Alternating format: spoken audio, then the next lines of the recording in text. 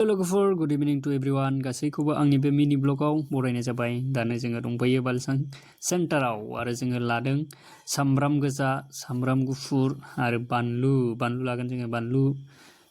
नोंथांमोना भिडिअखौ जोबजासिम नायलां होमबानो नोंथांमोना मिथिगोन जोङो बेखौ मानो लानाय जादों। जोङो लाखांनानै नोङो थांगासिनो दङ आरो मोनसे दखानाव जोङो बयलार लागोन बयलार। नै सोर सोर बयलार जानो मोजां मोनो अन्नानै कमेन्ट बक्सआव लिरना हर।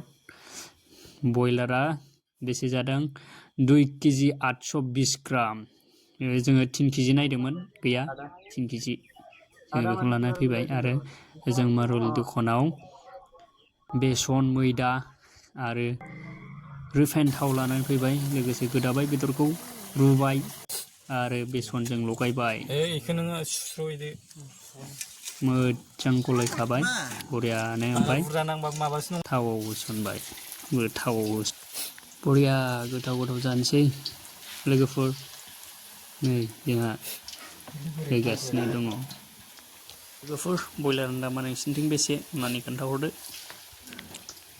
नायदो बरिया जानोसै फाइनालि गाइस।